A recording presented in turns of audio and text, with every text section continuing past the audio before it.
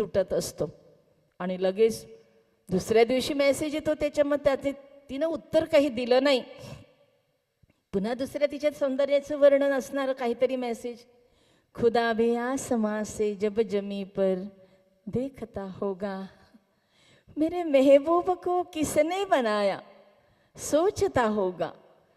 माझ्या लेकीला वाटतं खरंच किती प्रेम करतो ना हा माझ्यावर. हे तर आता माझ्या जमान्यातले आमच्या जमान्यातली गाणी आहेत, आता तर अजून नवीन काहीतरी असतं नाही का. असं काहीतरी मेसेजेस असतात, रेडीमेड गझल्स असतात, शेरो शायरी असते, काही कुठे जावं लागत नाही. गुगलवर गेलं की गुगल बाबा आपल्याला पाहिजे ते सगळं प्रोव्हाइड करतो.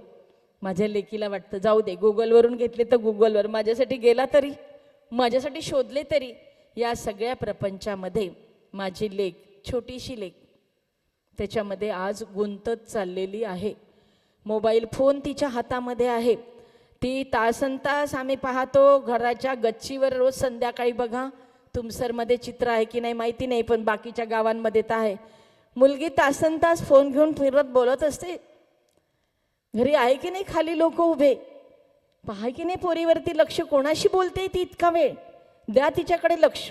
किंवा रस्त्याने आम्ही चाललेलो आहे, इकडे तिनं तोंडाला फडकं बांधलेलं आहे, आपल्या ह्याच्यात चाललेली आहे कानाला मोबाईल लावून, लक्ष नाही समोरून अंगावर कोण धाडकन येईल याचं.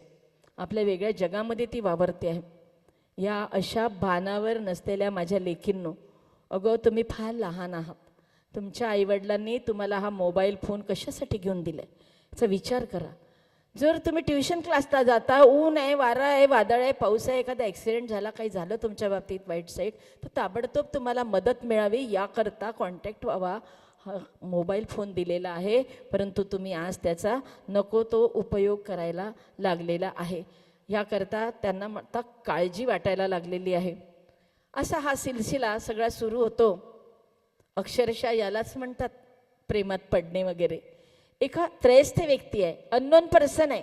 तो कोण आहे, त्याचं नाव काय, रस्त्याने मागे लागलेलं आहे, माहिती नाही कोण आहे काय आहे. त्यानं आपलं लिहून पाठवलं, मी अमका आहे टमका आहे, माझं नाव आहे, मी अमकं काम करतो. त्यानं सांगितलं, आपण ऐकायचं एवढंच. आणि माझी चिमुरडी इतकी छोटी की त्यानं सांगितलेल्या प्रत्येक गोष्टीवरती विश्वास ठेवते, मान्य पण करते मनातून, पण उत्तर मात्र देत नाही. आता 7-8 महिने झाले या गोष्टींना. आता कंटाळला तो. त्यानं आता ठरवलं की आता या पोरीच्या मागे काही लागायचं नाही आणि त्यानं त्या दिवशी तिथं उभं राहायचं नाही ठरवलं. एक दिवस दिसलाच नाही, एक दिवस दिसलाच नाही. सैरभैर झालं मन दिवसभर, मग कशात लागलंच नाही हो माझं मन. चिमुरडीचं मन उद्ध्वस्त. कुठे गेला असेल, कोण असेल, काहीच माहिती नाही. काय झालं असेल, काही त्याचं ॲक्सिडेंट वगैरे तर झाला नसेल, जाऊ दे. वाटलं दिसेल दुसऱ्या दिवशी, वाटलं दिसेल दुसऱ्या दिवशी, पण दुसऱ्या दिवशी दिसलाच नाही. कोण होता, कुठे गेला, काही कळलं नाही. अशी सगळी तिची अवस्था याच अवस्थेत चालली. आता त्यानं तिथं उभं राहणं बंद केलं, पण हिच्या मात्र मनाची अवस्था पार उद्ध्वस्त झाली. अशात परीक्षा आली, परीक्षेचा निकाल आला. परीक्षेचा निकाल पाहून मी स्वतःवर रागवली. टीचर रागवले, गुरुजन रागवले, आईबाबा रागवले, मी स्वतः मला रागवले की झालं काय, मला एवढे कमी मार्क्स. काय करणार, अभ्यासाचं पुस्तक हातात घेतलं की पानोपाणी त्याचा चेहरा दिसायला लागतो. आता एक काम करते, आता त्याला फोन केल्याशिवाय राहत नाही, कारण त्याचा नंबर आहेच माझ्याकडे. आणि मग आजची मुलगी, आजची आधुनिक मुलगी, तिच्या मनामध्ये ज्यानं घर बांधलेलं आहे, ज्याच्यामध्ये तिचं मन गुंतलेलं आहे, ते ठरवते आज नाही का मी त्याला नक्की फोन करणार. आता मात्र माझ्या प्रतीक्षेचा बांध तुटून गेला होता. कितीही आवरले ना मनाला, तरी त्याचा नंबर डायल होऊन गेला होता. रामायणामध्ये एक लक्ष्मण रेषा आहे, माहिती आहे ना सगळ्यांना. रामायण नाही सांगणार मी, फक्त रामायणामधली लक्ष्मण रेषा आठवा. ज्यावेळेला वनवासामध्ये राम, लक्ष्मण आणि सीता असतात, त्यावेळेला एक दिवस सकाळच्या वेळेला रावण एक भिक्षुकाचं रूप घेऊन दारावरती येणार असतो आणि त्यासाठी त्या एका हरणाला मरीच्याच्या रूपामध्ये दौडवतो तिकडे. आणि तोच एक आवाज काढतो, लक्ष्मणा धाव, लक्ष्मणा धाव. तर लक्ष्मणाला वाटतं की राम भैया मला बोलवत आहे. झोपडीमध्ये माझी छोटीशी वहिनी एकटी आहे, हिला टाकून, तुमच्या वयाची असेल ती, हिला एकटीला टाकून जाऊ तर कसा, घालमेल त्याच्या जीवाची. मग तो काय करतो, मग त्या झाडाची एक फांदी घेतो, इथे रेषा ओढतो ना, आणि सीतेला काय म्हणतो की आम्ही दोघंही भाऊ येतपर्यंत तू ही रेषा ओलांडायची नाही. आणि ती काय म्हणत असेल, तुमच्यासारखी धीट असेल निर्भीड, काय माझा छोटासा धीर वेडा की खुळा, अरे जा ना बाबा तू, मी राहणार आहे इकडे सुरक्षित, काय होणार आहे आत्ता, कुठे सकाळी सूर्य उगवतो आहे. आणि जसाच लक्ष्मणाची पाठ फिरली, तो गेला, तसाच तिच्या दारामध्ये कोण आलं, रावण. माहिती आहे तुम्हाला, भिक्षुकाच्या रूपामध्ये आला आणि म्हटला माई भिक्षान देही. आणि मग तिनं काय केलं की तिच्या झोपडीमध्ये जी कंदमुळं होती ती त्याच्या भिक्षापात्रामध्ये टाकली, रेषेच्या अलीकडे उभी राहून. त्यांना म्हटलं ही कसली भिक्षा, ही अशी कसली रेषा आहे, असले शापित भिक्षा मी घेत नाही, हे संकेत आहेत काळाचे. त्याला माहिती होतं या रेषेवरती जर मी पाय ठेवला तर मी भस्म होऊन जाईल वगैरे, म्हणून मला नको अशी भिक्षा. सीतेने काय म्हटलं असेल, नाही घेत तर जा, मला लक्ष्मणाने सांगितले लक्ष्मण रेषा ओलांडायची नाही, म्हटली ती रावणाला. त्याने तो तिथपर्यंत गेला आणि पुन्हा परत आला आणि म्हटला हे बघ सीते, मी तर चाललो बघ परत, पण आपल्या दारावरून एखादा भिक्षुकरित्या हस्ते जर परत जात असेल ना तर खूप मोठं पाप होतं बरं. इतकं पाप तुला भोगावं लागणार की ज्याची काही सीमा नाही. आणि दान केलं तर इतकं पुण्य की काही विचारू नका. तर छोटीशी सीता, तिनंही विचार केला, एवढ्यासाठी मी कशाला पापाची धणी होऊ, आणि तिनं रेषा ओलांडली. पुढे काय झालं तुम्हाला माहिती आहे, जशी तिनं रेषा ओलांडली तसंच त्यानं वायुवेगानं तिचं अपहरण केलं आणि घेऊन गेला. पुढे घडलं रामायण. तेव्हा ती लक्ष्मण रेषा, काळानं रूप लक्ष्मण रेषा बदलत आहेत. आपण सगळ्याजणी आपल्या सभोवताल असलेल्या लक्ष्मण रेषा पाळतो, म्हणून आपलं रामायण काही होत नाही, नाही तर आपलं रामायण व्हायला वेळ लागत नाही. मग आजच्या काळातल्या आजच्या मुलींकरता लक्ष्मण रेषा कोणती आहे, जर एखाद्या अनोळखी मुलाला ती 10 नंबरचा मोबाईल नंबर डायल करते, त्यावेळेला ती आजची लक्ष्मण रेषा ओलांडते. आणि तिनं ती लक्ष्मण रेषा ओलांडली मग तिचं रामायण होणं तर अटळच आहे, नियमच आहे तो. तसंच इथंही झालं. तिनं त्याला फोन केला, माझ्याच फोनची म्हणे तो वाट बघत होता, माझ्याच फोनची म्हणे तो वाट बघत होता. आणि हेच तर प्रेम सखे मधाळ बोलत होता. परीक्षा म्हणे घेतली तुझी तू पास झाली, परीक्षा म्हणे घेतली तुझी तू पास झाली, आणि तूच माझी राणी आता माझी खात्री झाली. आता कुठे गेलं हिचं रागवणं वगैरे. जसं फोन त्यांनी उचलला, एकही मिस कॉल झाला नाही, लगेच बोलायला सुरुवात केली. ही पार विरघळली. तो तिला म्हटला की मी पण ठरवलं, मी इतका या मुलीच्या मागे लागतो, ही काहीच रिस्पॉन्स देत नाही. हिला हिच्या मनात जर माझ्याबद्दल प्रेम असेल तर हिचा एक दिवस फोन आल्याशिवाय राहणार नाही. बघ तुझ्याही मनात माझ्याबद्दल प्रेम आहे बरं. आणि मग काय गो, एकदा बोलायला सुरुवात झाली की रोजच भेटणं, रोजच फिरणं ह्याचेच वेड लागून गेले. आणि मोबाईल आणि दुचाकीने तर प्रेम भराभर वाढून गेले. आता इकडे तुमसरमध्ये मला माहिती नाही, पण आमच्या नागपूर शहरामध्ये आणि बाकी ग्लोबल सिटीमध्ये आम्ही हे बघतो की अक्षरशः युनिफॉर्ममध्ये मुली सकाळी घराच्या बाहेर निघतात, मुलांच्या गाड्यांवर फिरतात आणि काय काय करतात, कुठे कुठे जातात, हे सगळे आम्ही समाज आमच्या धडधडीत डोळ्यांनी सगळं बघत असतो. परंतु कुणाला एकट्या दुकट्याला जर काही म्हणायला गेलं तर ही तरुण मंडळी तरुण रक्तानी समाजावर उसळतात, चार चौघात त्यांचा अपमान करतात. म्हणून चार चौघात बोलायला यांना कोणी हिम्मत करत नाही. आणि एकदा अपमान झाला की ती व्यक्ती म्हणते की मरू द्या लेकांना, आपल्याला काय करायचं, यांच्या आईबाबांना काही घेणं देणं नाही. परंतु ही जी संस्था आहे ना, या संस्थेला घेणं देणं आहे, मला पण तुमच्याशी घेणं देणं आहे. म्हणून आम्ही लोकांच्या शिव्याही खातो, तुमच्या पण शिव्या खातो, त्याच्या पण शिव्या खातो. माझ्यावर तर कितीदा अटॅक पण झाले, कारण त्या प्रेयसीने त्याला भेटायचं बंद केलं ना, म्हणून माझ्या बाबतीत सारंच काही घडून चुकलं. आणि अजूनही पुढे काय घडणार असेल माझी तयारी आहे त्याच्याकरता, कारण मी हे व्रत आता स्वीकारलेलं आहे. आणि जेव्हा आपण वसा घेतो मग त्या वाटेवर काय व्हायचं असेल ते होऊ दे, पण एका लेकीला तर वाचवता आला ह्याचा नक्कीच त्यामध्ये आनंद असतो. आणि माझी लेक म्हणते, हो डिअर अँड डार्लिंग शब्दांचा तर आता नुसतं पाऊसच पडत होता, जसं काही या शब्दांना मुळी अर्थच राहिला नाही. डिअर अँड डार्लिंग शब्दांचा तर नुसता पाऊसच पडत होता आणि त्या शब्दांमध्ये माझ्या मनाचा मोर पिसारा नुसताच भिजत होता. तुम्हाला इंग्रजी शिकवणाऱ्या टीचरला विचारा, इंग्लिश लिटरेचरमध्ये खऱ्या प्रेमाच्या कथा आहेत. हीर रांझा लैला मजनू लोकांनी खरं प्रेम केलं. खरं प्रेम ज्यांना मिळतं ते खूप भाग्यवान असतात. जगामध्ये राधा आणि कृष्णाच्या प्रेमाला खरं म्हटलेलं आहे, म्हणून त्यांची मंदिरं आहेत सगळीकडे. परंतु ती मंडळी फार भाग्यवान असते ज्यांच्या वाट्याला खरी राधा आणि खरा कृष्ण येतो. ते खूप कमी पर्सेंटमध्ये आपण आहोत का? नाही तर मग या भानकडीमध्ये पडायचं कशाला, असा सगळा हा लेखाजोखा आहे. माझी लेख म्हणते, अभ्यासातले लक्ष सारे केव्हाच उडून गेले होते, त्याच्यासोबत फिरण्याचेच वेध जेव्हा लागून गेले होते. लेकिन आपल्याला खूप जपायचं. अक्षरशः रामायण महाभारताच्या आधी तुम्हाला काही माहिती असेल तर विश्वामित्र नावाची एक ऋषी होऊन गेले. ते तपश्चर्येला बसले होते. इंद्राचं स्थान असं हालायला लागलं की आता विश्वामित्र इंद्रस्थानी बसणार का, तर विश्वामित्राची तपश्चर्या तर मोडायची. मग तिथं स्त्रीचाच वापर केला. तिथं त्या ठिकाणी एका अप्सरेला पाठवल्या गेलं आणि ही अप्सरा म्हणजे मेनका, तिनं जाऊन त्या विश्वामित्राची तपश्चर्या भंग केली. प्रेम झालं मग विश्वामित्राचं आणि मेनकेचं, आणि त्या प्रेमामधून ती गर्भवती राहिली.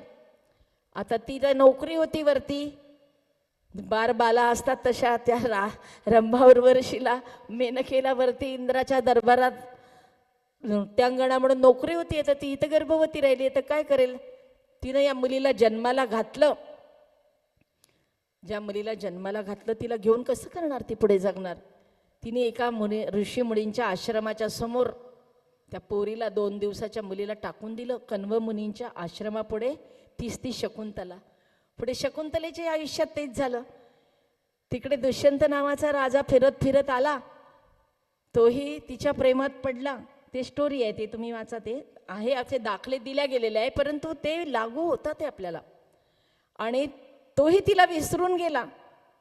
मग तिलाही एक मुलगा झाला, त्याचं नाव आहे भारत, जे आपल्या देशाचं नाव आहे. मग आपला बेसच सगळा असा आहे. असं का नाही? सगळं जगच प्रेमावरती उभं आहे. कोणतंही नातं असू द्या, नात्यामध्ये प्रेम असणं नितांत गरजेचं आहे. परंतु ते जर खरं प्रेम नसेल तर हे असे मनोरे डोलाऱ्यासारखे कोसळतात आणि त्यांच्या आयुष्याच्या मग चिंध्या झाल्याशिवाय राहत नाही. माझी लेक म्हणते, आता माझी अवस्था अशी झाली की त्याला ती रोज भेटायला जाते. त्याला भेटल्याशिवाय आता एकही दिवस जात नव्हता. आज भेटलं की उद्या कुठे भेटायचं असं सुरू असतं. आम्ही सगळे बघतो, मोटरसायकलवर मागे बसलेल्या मुली त्याच्या कानाशी काय बडबड करत असतात माहिती, सतत बोलत असतात. आणि गार्डन तर नसतात, मोठमोठे रस्ते, मॉल, मंदिरं, ह्या जागा केव्हाच संपल्या. आता दिशाहीन प्रवास, दिशाहीन रस्त्यांनी त्यांचा सुरू असतो. आमच्या बाजूला जे काही घडलेलं आहे, माजलेलं आहे, हे सगळं वातावरण आहे.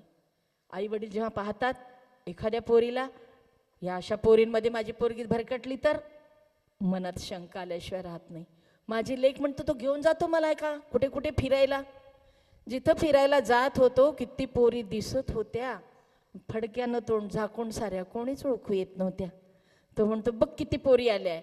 आपण काही जगावेगळं करत नाही आहे, आपलं सगळं बरोबर सुरू आहे. ह्या घरच्या लोकांना आणि विजया मारुतकर सारख्या लोकांना काही कामधंदे नाही, आपल्याला काही वेळ बोलत असतात. अरे आपण आता नाही जगायचं तर कधी? आता माझी जी लेक असते ना, तिच्यासाठी खरा तत्वज्ञानी तोच, खरा गुरु तोच, खरा दिशादर्शक तोच म्हणेल ती पूर्व दिशा आणि तोच म्हणेल त्या जगण्याने जायचो. एक दिवस काय करतो तो, रोज गाडीवरती लिफ्ट देत होता आणि याना त्या कारणानं गिफ्टही देत होता. एक दिवस एका बिल्डिंगच्या बाजूला गाडी लावतो आणि तिला सांगतो, ती पलीकडची 4 मजली गुलाबी रंगाची इमारत आहे ना, आमची आहे. या गावातले मोठे आसामी आहोत आम्ही, करोडोची उलाढाल आहे आमची, इम्पोर्ट एक्सपोर्टचा मोठा देश विदेशात बिझनेस आहे आमचा. 3 भाऊ आहोत आम्ही आणि आमचे वडील, म्हणजे 4 पुरुष आम्ही एका बिझनेसमध्ये आहोत. तरी पुरुष मंडळी कमी पडतात. माझ्या 2 भावांची लग्न झाली. एका भावाची बायको तर केव्हाच चालली गेली, दुसऱ्याची डायव्हर्स केस फाईल केलेली आहे, कोर्टात सुरू आहे. आता माझ्या बाबांना सांगितलं माझ्या लग्नाच्या भानगडीत तुम्ही पडायचं नाही, माझं मी बघून घेईन आणि मी तर तुझ्याशीच लग्न करणार. आणि काय मेलं ते शिकायचं आणि बिकायचं आणि 20-30 हजाराची नोकरी करायची. मी तुला मोठं बुटीक लावून देईन, रोजची लाखोची उलाढाल.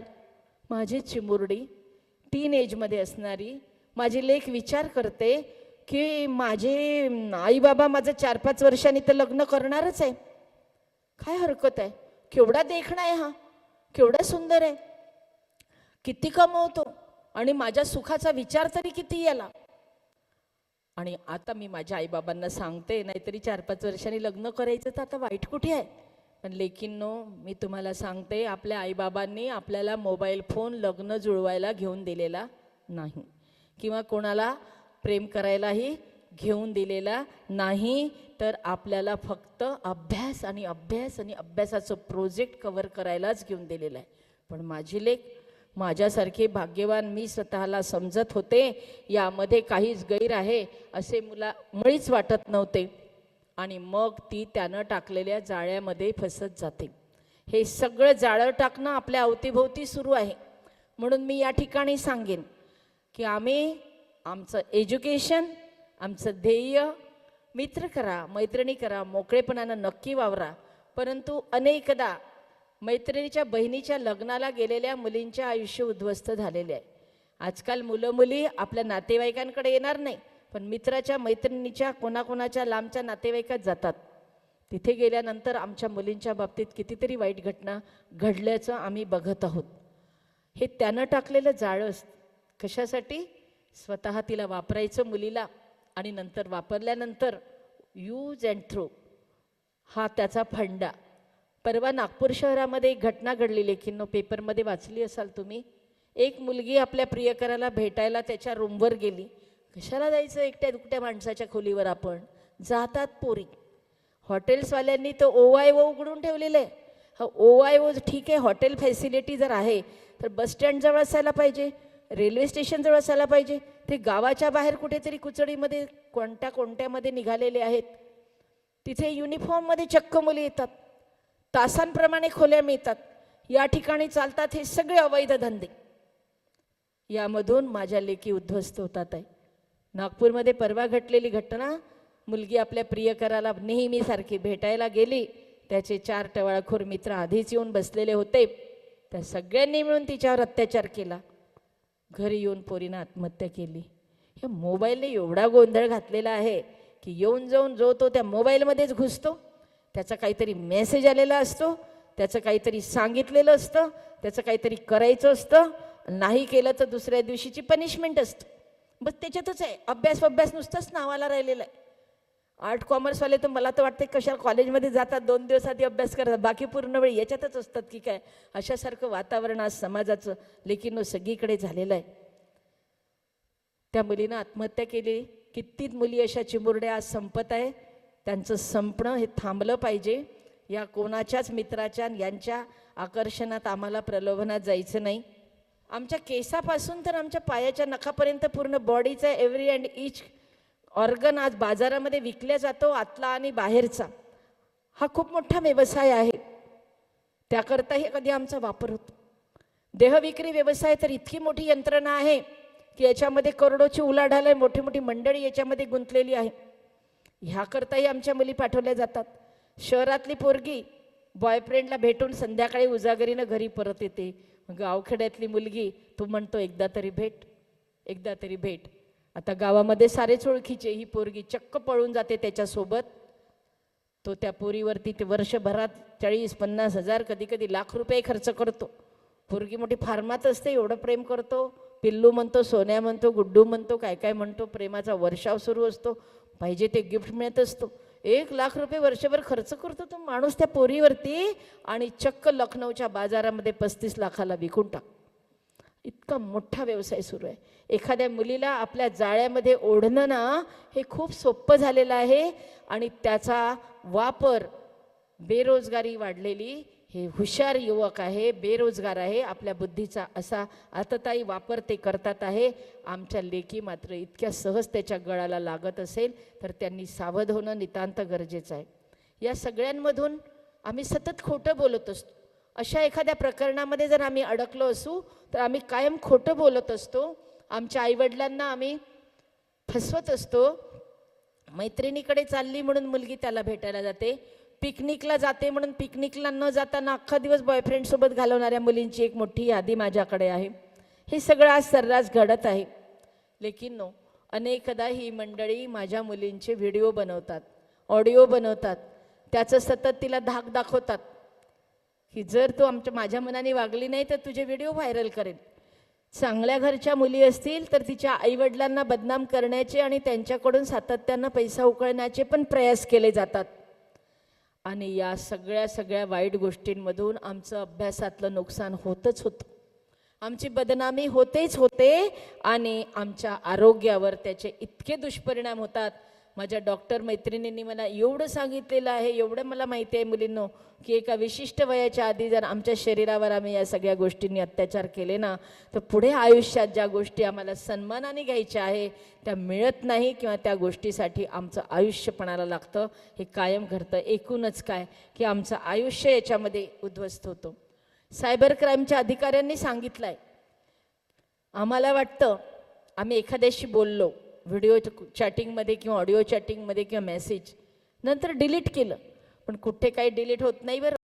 जर येणं प्रकारेनं तुमची कुंडली जर त्याच्यामध्ये लागली आणि तुमची स्टोरी क्राईम बेंचवरती आली ना तर तुमचा सगळा लेखाजोखा मोबाईलमध्ये सापडतो की तुम्ही कोणाशी बोलल्या, किती वाजता बोलल्याल, काय चॅटिंग केलं, काय व्हिडिओ चॅटिंग केलं, सगळं सेव्ह असतं. आपल्याला फक्त समजत नाही त्याचे इंटरनल जे फंक्शन्स असतात, एवढाच काय तो फरक आहे.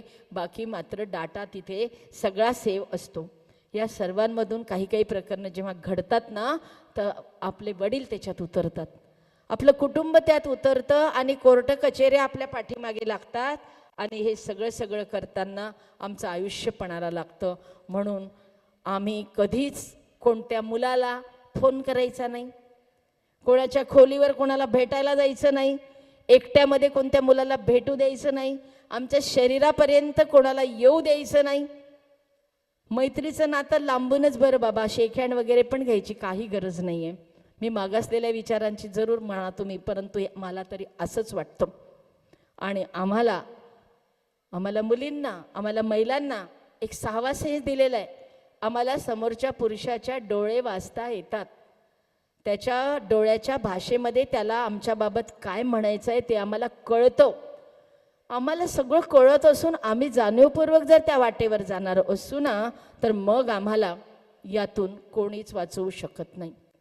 माझी लेक म्हणते, एक दिवस लक्षात आलं साराच घोळ झाला होता, एक दिवस लक्षात आलं साराच घोळ झाला होता आणि नको ते सारं माझ्यासोबत घडवून गेला होता. समजतच नाही, इतकी छोटी चिमुरडी असते की काय झालं आहे माझ्यासोबत तेच कळत नाही. जेव्हा लक्षात येतं त्या 3 पोरींनी नाही का आत्महत्या केली, ते केव्हा लक्षात आलं, ते गायनाकोलॉजिस्ट मॅडमकडे गेल्यानंतर. मॅडमनी सांगितलं, आईला घेऊन या, 3 पोरी आपल्या आईला घेऊन या, तुमच्या आईशी बोलेल. आईला काय सांगणार आहे, आईला सांगायची उजागरी नाही. बाबा तर उभं चिरून टाकतील, भाऊ तर माहीतच नाही काय करेल. एवढं सगळं महाभारत आमच्या भोवताल गोळा करायच्या आधी त्या गर्तेत आम्ही जाणार नाही ह्याचीच आम्ही काळजी घेतली पाहिजे. आता सांगायचं त्यालाच, धास्तावलेल्या मनानं जेव्हा त्याला सांगितलं त्याचं बदललेलं रूपच मला बघावं लागलं. एकदम बदलला तो. पहिले चिट्ठी के बदले तार आता था, पहले चिट्ठी के बदले तार आता था, एक बुलावे पे मेरा यार आता था, अब पढ़ के डिलीट करता मेरे हर मैसेज को, कभी हर मैसेज का जवाब आता था. अशा अवस्थेमध्ये ही लेख आता पोहोचून गेलेली आहे आणि नंतर तो कुठेही सापडत नाही, त्याचा ठाव ठिकाणा नाही. आता त्या बिल्डिंगजवळ जाऊन माझी पोरगी म्हणणार आहे का, कुठं गेला तुमचा पोरगा, तुमच्या घरची सून करणार होता म्हणे मला. त्याचं घर खोटं, त्याचं नाव खोटं, ती बिल्डिंग काहीच नाही त्याचं. हे सगळं भ्रमिष्ठासारखं माझ्या लेकींना जाळ्यात ओढणं सुरू आहे आणि खोट्या जाळ्यामध्ये लेकी सर्रास ओढल्या जात. शिकल्या सवरल्या मुली, इंजिनिअरिंग झालेल्या मुली 10व्या 12व्या टपोरी पोरांसोबत 8व्या 9व्या वर्गात किती प्रकरणं माझ्याकडे येतात. जाणे व्याख्यान देणे एवढंच माझं काम नाही, व्याख्येत हिमनगाचं टोक आहे. त्याच्यानंतर येणाऱ्या ज्या केसेस आहेत त्या सांभाळणे आणि त्यातून माझ्या मुलींचं पुन्हा उन्नयन करणं किंवा त्यांना समाजात उभं करणं, मरू द्यायचं नाही, ती वाचली पाहिजे या दिशेने काम करायचं, हा माझा खरा विषय आहे. लेकिन नो, ते एक ना अनेक प्रकरणं जेव्हा मिळतात तेव्हा खरंच वाईट वाटतं की एवढ्या शिकल्या सवरल्या मुली त्यांचं सगळं मेंदू कुठे गहाण ठेवून येतात. एक आई इंजिनियर झालेली पोरगी, चांगलं पॅकेज असलेली मुलगी माझ्याकडे घेऊन आल्या. खरा अनुभव आहे सांगतो. इंजिनियर झालेली मुलगी, चांगलं मोठं पॅकेज तिच्याकडे आहे, खूप वर्षांनी माझ्याकडे आली. माझे मिस्टर एक शेअर मार्केटचे क्लासेस घ्यायचे, त्यांना क्लासला त्या बाई यायच्या. मला वाटलं आता त्या साहेब नाही आहे, तुम्ही कशासाठी आल्या? नाही मॅडम, आता तुम्हालाच भेटायला आलो, या मुलीचा प्रॉब्लेम आहे. म्हटलं काय झालं? एवढी चांगली इंजिनिअरिंगची पोरगी एका टपोरी पोराच्या मागे फसली होती. कशासाठी? तर या दोघी मायलेकी आजारी पडल्या, त्यावेळेला त्यानं खूप हेल्प केली. मुलगा काय काम करत होता? हे सोलर जिकडे तिकडे निघाले तिथे काहीतरी एक मेकॅनिक म्हणून काम करत होता. काहीतरी 15-20 हजार रुपये त्याची सॅलरी होती. पोरीची 1 लाखात सॅलरी होती. पोरगी म्हणे मी लग्न करीन तर याच्याच सोबत. आई म्हणे हिला काढा म्हणे. त्या मुलीला एवढं समजावलं तरी मुलगी मला म्हणते, मॅडम मला त्यांनी म्हटलेलं आहे की जर तू माझ्याशी लग्न नाही केलं ना तर मी आत्महत्या करून टाकेन. मी म्हटलं आत्ता ब्लॉक कर माझ्यासमोर. कोणी आत्महत्या वगैरे करत नाही. माझ्यासमोर त्याला ब्लॉक करायचं आणि कधीच त्याचा फोन अटेंड करायचा नाही. आणि त्याच्यासोबत लग्न करायचं असेल तर तिच्या आईला म्हटलं करून द्या. त्या म्हटल्या की नाही करायचं नाही त्या मुलासोबत. हे सगळं प्रकरण आटपून 2 दिवस होत नाही तर त्या मुलाचे आधीचे 3-4 प्रकरणं असलेल्या मुली त्यांच्याकडे आल्या. तेव्हा त्या मुलीचे डोळे उघडले, हेच होतं. याही प्रकरणात तेच झालं. मग मुली काय म्हणतात, आता कुठे त्याचे खरे रूप मला कळले होते आणि माझ्यासारख्या कित्येकींना म्हणे त्याने आजवर फसवले होते. माझी लेक म्हणते, आता क्षणाक्षणाकणिक माझा ताण वाढू लागला होता. एवढी अक्षम्य चूक मी करून बसले होते. आता मला माझ्या आई, बाबा, भाऊ सारे आठवायला लागले. तुम्हाला फॅमिलीचं स्पेलिंग माहिती आहे? माझ्याकडे बघा. तुम्हाला सगळ्यांना पॅकेट्स मिळाले ना? पॅकेट्स आता खायची नाही, थोड्या वेळाने खायची. सगळ्यांनी मला सांगा फॅमिलीचं स्पेलिंग कोणाला येतं? हां, काय स्पेलिंग आहे फॅमिलीचं?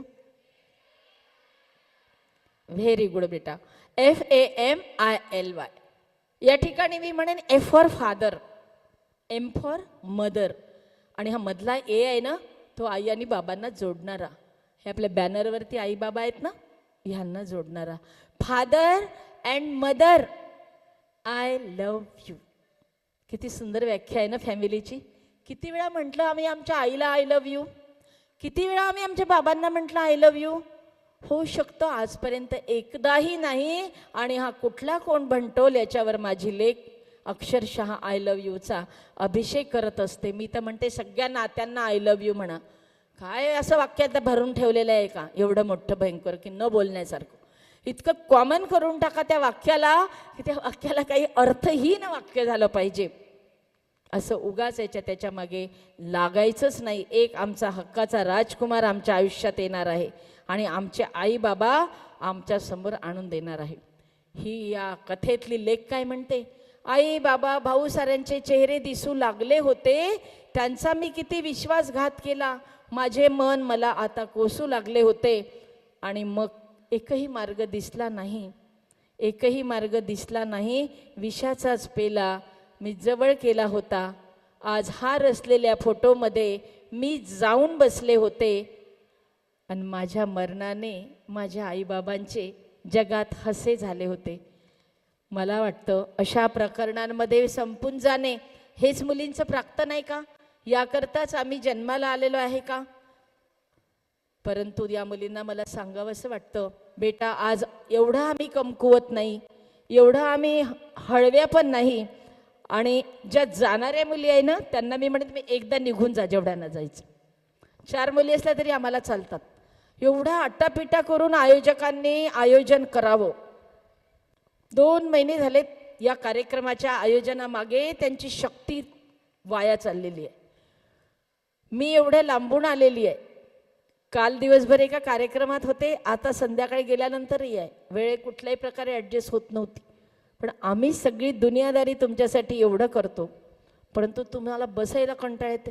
मला वाटतं काही मुलींच्या गाडीची वेळ असेल, काही मुली सकाळपासून आल्या असेल, होऊ शकते तुमचा काही प्रॉब्लेम असेल. पण ज्यांना जायचं असेल ना प्लीज एका वेळेला चालल्या जा तुम्ही. जेवढ्या जणी आता मध्ये उठायचं नाही कोणी. खूप महत्त्वाच्या पॉईंटवर लेकींनो आपण आलेलो आहोत. हा मोबाईल आहे ना तुमचं आयुष्य उद्ध्वस्त करणार, जर तुम्हाला तो नीट वापरता आला नाही तर. इथे बसलेली एकही मुलगी अशी नाही की जिच्या आयुष्यात कोणी डोकावणार नाही. प्रत्येकीच्या आयुष्यात कोणीतरी डोकावणार. शेजारचा असेल, पाजारचा असेल, वर्गातला असेल, नोकरी करताना असेल, रस्त्यानं असेल. हे होतं कारण आपला स्त्री जन्म आहे. आपल्या वाट्याला आलेले हे प्राक्तन आहे, हे भोगायचं आहे. पण सगळं वाईट नसतं, त्यातनं आपल्याला चांगलं शोधता आलं पाहिजे.